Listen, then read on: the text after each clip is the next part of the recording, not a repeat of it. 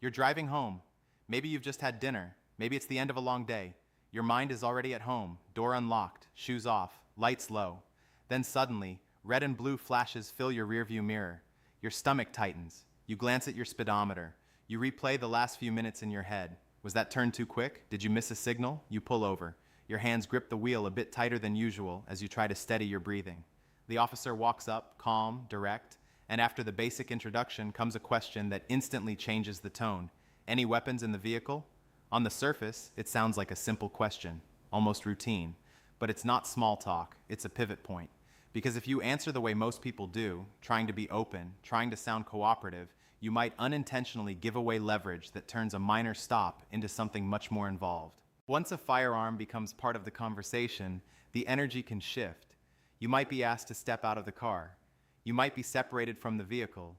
The firearm may be temporarily secured.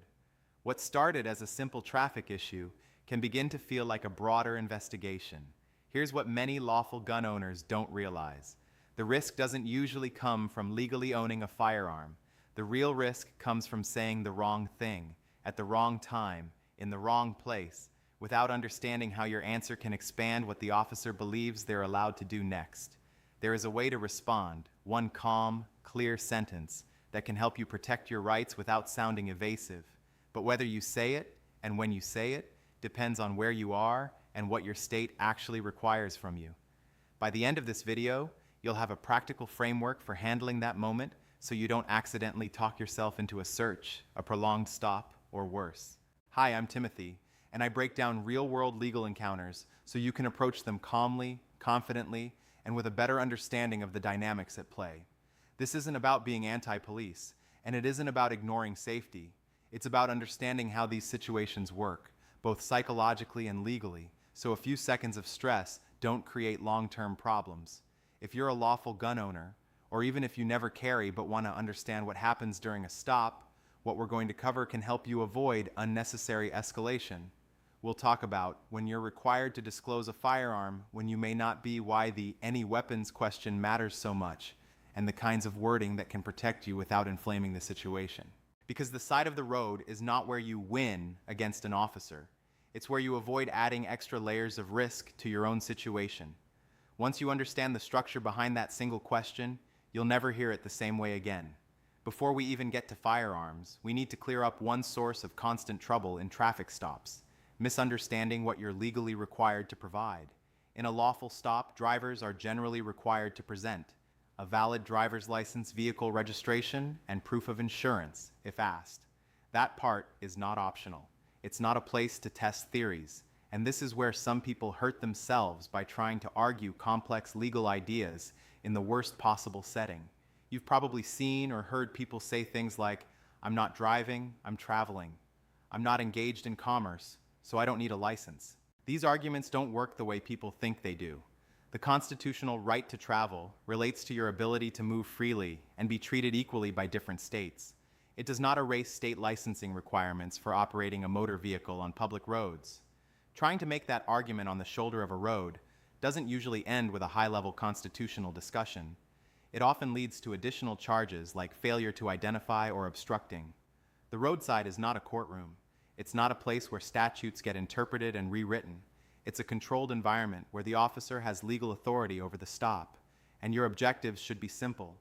Comply with lawful physical instructions, avoid volunteering information that could be used against you later. So you provide the required documents. You move slowly. If it's dark, you can turn on the interior light. Keep your hands visible on the wheel. If your paperwork is in the glove box or a bag, you say something like, "My registration is in the glove box. Would you like me to reach for it?" You narrate before you move. That makes your intentions clear and reduces the chance that your actions will be interpreted as sudden or threatening. This approach does two important things. It helps keep the interaction calm. It makes it harder for anyone to later describe your movements as suspicious or furtive. Once those basics are in place, the stop either stays routine or it starts to shift. And that shift often begins with a single question: any weapons in the vehicle? Here's where many people don't realize that the right answer depends heavily on where they are. In the US, states fall into three broad categories when it comes to firearm disclosure during stops. Duty to inform states. In these states, if you are carrying a firearm, often under a permit or license, you are legally required to inform the officer during a lawful stop. Sometimes this must be done immediately, sometimes within a reasonable time. Inform if asked states, in these states, you may not have to volunteer the information on your own, but if the officer directly asks whether you have a firearm, you may be legally obligated to answer truthfully. No duty to disclose states, in these states, unless some other specific law applies to your situation, you are generally not required to tell an officer that you are lawfully carrying. It's your responsibility to know which category your state is in before you drive armed. Laws change. They differ by jurisdiction. Assuming the rules are the same everywhere is risky. But there's a deeper layer here that applies in every category. Once a firearm is openly part of the conversation, the dynamics of the stop usually change. From the officer's perspective, even if you're fully legal, the stakes feel higher. Now they're interacting with someone who has access to a tool that can cause serious harm. That perception shift often leads to more caution in tone and positioning more specific instructions, temporary securing of the firearm, and sometimes a longer stop. None of that automatically means you've done anything wrong. It does mean your words and behavior matter even more from that point on. When gun becomes part of the exchange, it also opens the door to additional legal tools. Officers already have the authority, under long-standing case law, to order drivers and passengers out of the vehicle during lawful traffic stops. If they can articulate concerns about safety, they may also be permitted to conduct limited pat-downs for weapons and look into areas within immediate reach. That word, articulate, is key. Down the line, an officer may write in a report, "Driver appeared unusually nervous. Driver kept reaching toward the console. High crime area, late night stop. Driver's answers about their destination were inconsistent." Taken alone, some of these details might sound minor. Taken together, they can be described as justification for additional safety steps. That's why managing what you say is so important. Every extra detail is another piece in a potential narrative. Many car searches don't begin with obvious evidence. They begin with conversation. Broadly, there are two main paths from a routine stop to a more intrusive search. Consent. You agree, clearly or ambiguously, to let the officer search. Developing reasonable suspicion or probable cause, often based on your answers, your behavior, or what's visible in the vehicle. Consent is the most common. It doesn't require the same level of justification because the person being searched has said yes, or something that can reasonably be taken as yes. Officers know how social pressure works.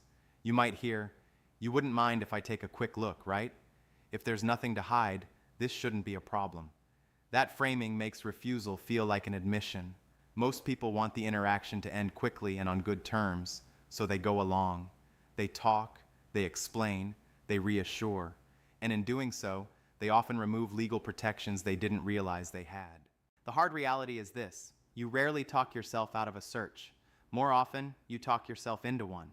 If this is already changing how you think about these encounters, you may want to stay connected, because what comes next is about specific wording, phrases that prevent escalation without starting a fight. Let's get concrete. Once you've given your license, registration, and insurance, complied with any firearm disclosure duty, your state imposes, the tone may switch to more open-ended questions. Where are you coming from? Where are you headed? Anything illegal in the car? Remember, these are investigative questions, not polite chit-chat. When those questions come, one of the most protective responses you can use is simple: "I'm choosing to remain silent," or "I'm invoking my right to remain silent," delivered calmly at a normal volume. Not confrontational, not theatrical, just matter of fact. Some officers will react with pressure. "So you're refusing to cooperate?" Only people with something to hide stay silent. Those are psychological tactics. They are not statements of law.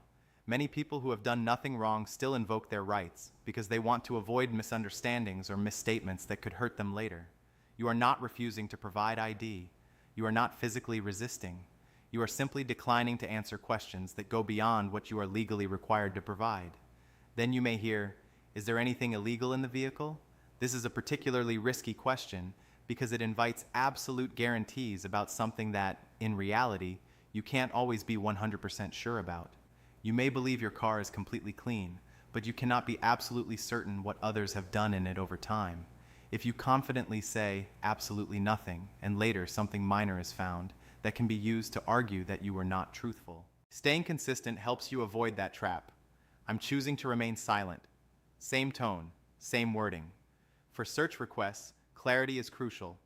If you're asked, "You're okay if I take a quick look, right?" You don't try to explain. You don't hedge. You don't say, "I'd rather you didn't," or "I guess so." You use a precise sentence. "I do not consent to any searches." It's plain language. It can't easily be twisted into agreement. If the officer asks again or tries to reframe, you can repeat, "I do not consent to any searches."